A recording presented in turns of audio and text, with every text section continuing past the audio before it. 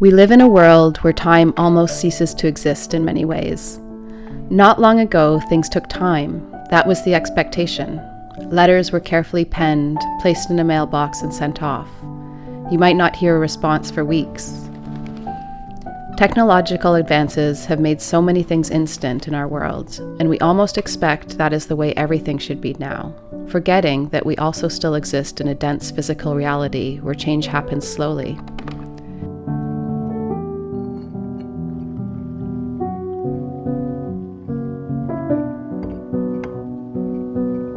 This is my favorite time of the morning before everybody else gets up, and it's just me and the chickens and just the quiet morning. It's finally cool enough to wear sweaters, which I love, and enjoy the beautiful sounds out here. I'm just thinking about what I'm going to be throwing on the wheel today. I think I'm going to make some hanging planters because I'm running low on them. And I also have 2 guest suites to clean. That's my main business, is I actually host like an Airbnb here at our property. And I'm going to get in there and show you a tour of it at the end of the cleaning, because I've made so many things in that building by hand and also created the buildings, including our house, which you can kind of see a little bit behind me. We built them out of straw bales, and then inside everything's handmade. So the sinks, the tiles, the dishes, the signs, the lamps, pretty much everything. I've also sewn all the curtains and the bedding and the towels, and also built a lot of the furniture. So I'll give you a little tour if you want to stick around for that at the end of the video. But right now I'm just going to enjoy the quiet and sit here and work on my knitting. I'm working on the Oslo hat. I'm hoping to have it done for the winter. I've been meaning to make myself a hat for a long, long time. So I'm going to knit, drink my tea, and just be in quiet. I'll see you at the end of the video.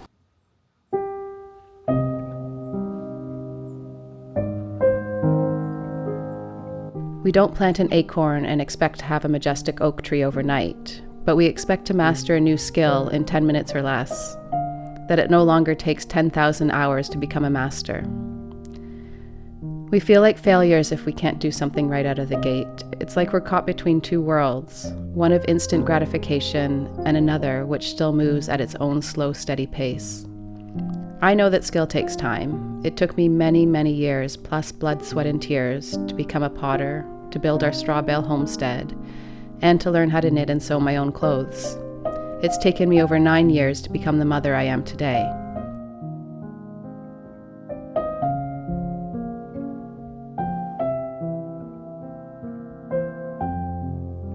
I think of how awkward and unsure of myself I was at the beginning of each of these journeys, and now I find myself in the same position again, starting this YouTube channel.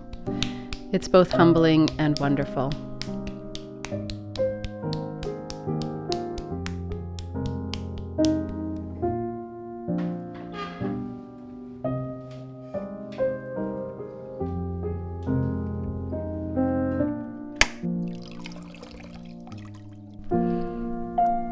I'm a mother of 3 children ranging in ages from 4 to 9. My husband Jake and I homeschool them, plus we both run our own businesses.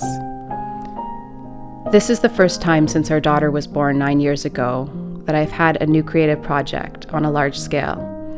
Parenting small children depletes creative energies, and I've missed this part of myself, the part that can become immersed in learning something new and getting lost in creative process.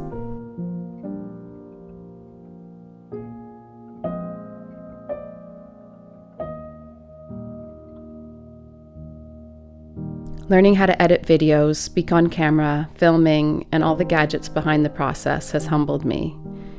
It has been overwhelming, in fact. Like building a teapot, there are so many components to consider, and they have to come together just right in order to have a pleasing end result. It's been interesting to feel an impatience both with myself and the process. I know what I want to create, but I just don't have the skills to get there yet. It's something that has to be earned over time and many hours of diligent practice. We've been taught to focus on events in life and not the process it took to get there. It's been a lesson in mindfulness to begin to rewire my brain, to pull the reins in, slow down, and allow myself the grace to be a student and not a master.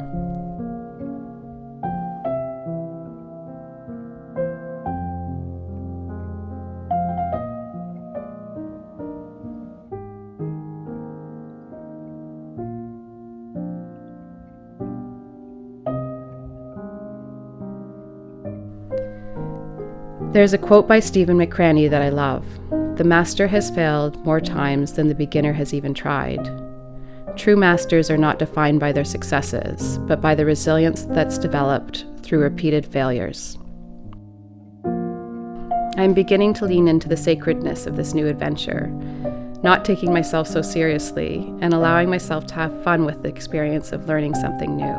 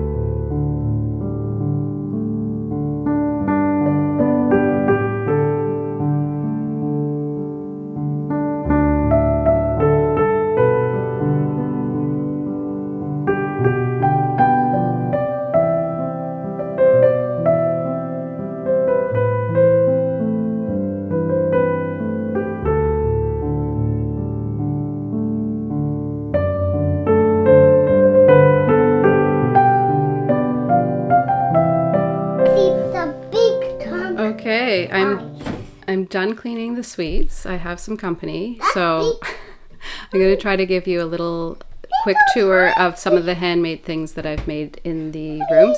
Little tiny piece of ice, it's melting. Wow. I think I might have to see if he can go back to the house so I can talk to the camera. Otherwise, you're just going to hear all the little cute things he's going to say. So let me see if I can convince him to go back, and then I will have some better attention span here. Okay, and we're back. He's going to go in the other room. Hopefully, fingers crossed, I can talk without distraction. So the buildings themselves are straw bale, and I will take you, maybe I just need to take this off here. I think I'm going to do that. So I'm going to start the tour right here. This is what's referred to as a truth window, and most straw bale buildings have them. You can open them up and see what's inside, which is straw. And on the outside, it has an earthen clay plaster with a silica-based paint that's breathable, because straw bale walls need to breathe. Now I'm going to take you over to the kitchen and show you the tiles. So each of my little, oh, got a little visitor again. Each of my little suites has its own kitchenette, just everything you need and nothing you don't need. I'm going to show you all the handmade details. Little sugar pot,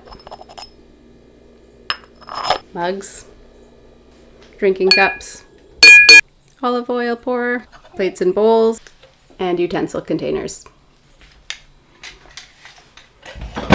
The backsplash itself was all hand painted, hand carved, and it took forever. It really did. I think these were my first tiles that I ever made, and then I learned to become more simplified with my designs and patterns as I went on, because this literally took forever. Oh, he's closing the door on me. And then also here above the, can you, Afie, stop that please. Stop that. Also here above the plug, all my little notes around the suites are made by hand, and I just took little stamps and I stamped in what I wanted it to say. And I'll show you those too. Oh, we've got a visitor here. I'll turn the camera around so you can see. Yes? Could I just do the Do I have to do the first one, or can I do like the additional practice instead of the... I'll have to see when I come back, okay? You just do what you can. So many visitors. Okay, I'm gonna move us on to the washroom and take a look in there next.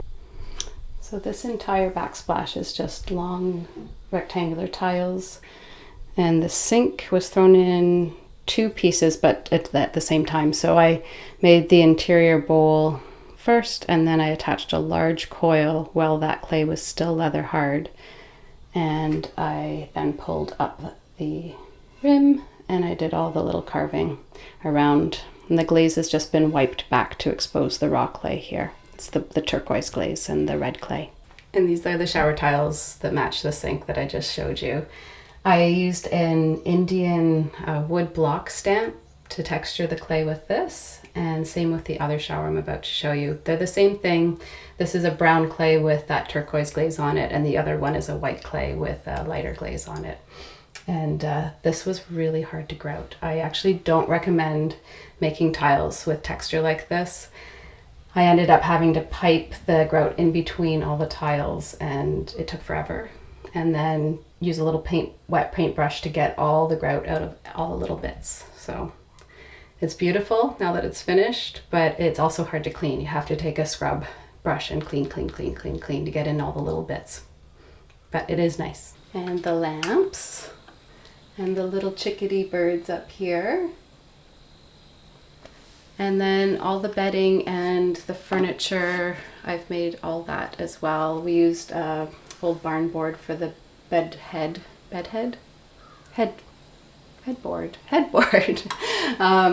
And all the bedding here is made out of flax linen, as well as most of the clothes that I wear in my videos as well. I've sewn all of that myself, as well as the curtains and the bath towels. Now I'm going to take you into the other side to show you what's going on in there. Here's the other kitchenette. It's a lot like the other side, except the backsplash is quite different and the layout's slightly different too. I made these tiles as a relief, and then I took a plaster mold of them, if I remember correctly, yes. It's kind of funny filming in this bathroom. I actually have to be on my knees so that you can see the sink and the shower tiles and me at the same time. But these shower tiles were made with the same Indian block stamp that the other shower tiles were made with. This is just a lighter glaze on a white clay. So this sink is one of my favorite pieces I think I've ever made. Something about the way the slip landed just right, and everything about it, actually, just the edge, the way it feels. I made this by putting slip on the interior while the piece was still at leather hard stage. And then as the wheel was spinning, I just took my fingers and I went in and out, in and out, in and out. And it created this beautiful pattern. Anyway, I've tried to replicate this since then, and I've gotten close, but there's something about the way it all happened on this piece that I just love. I also built a couple of credenzas. This is my first and only time that I've done caning. I would love to do it again. It's complicated. It took me a long time. I don't have the right equipment to do this easily. I had to borrow some tools and create some jigs, but I think it's so nice and I really love the effect. I'm not a furniture builder. I have built quite a few things because often I want something and I can't find it to buy. So I end up figuring out how to make it. So that's how I end up building furniture as well as pottery and sewing. But it's probably the thing that I'm least skilled at. Like there's big gaps here. Like I can stick my pinky in between the doors, but it works and it's handmade with love. So I like that I did it. I also made these light sconces for beside the doorway, and little note holders for my guests.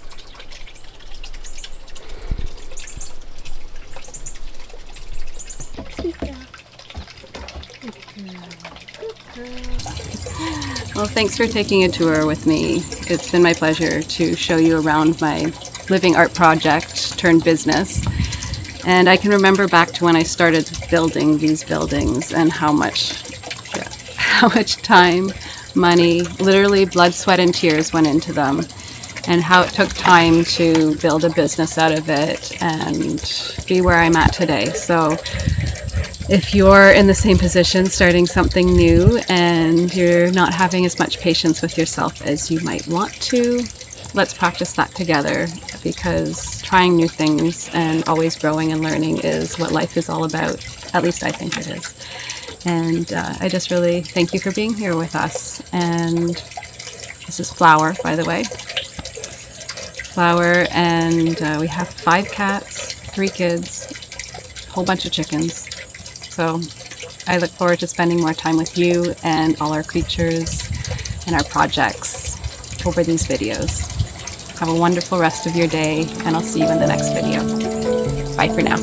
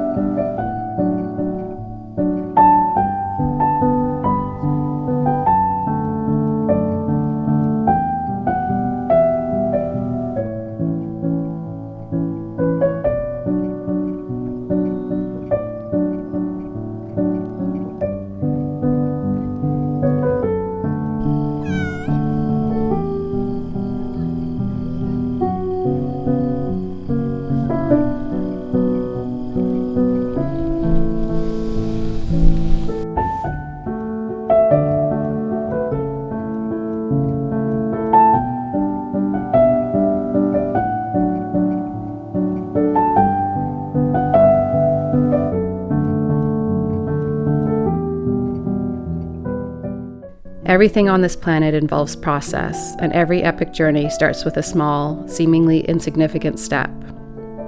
Thank you so much for joining me and being here alongside me. As always, if you're curious about the clothing that I'm wearing in this video, please look below in the description box. I'll make sure to include the patterns and links to the companies there. See you soon.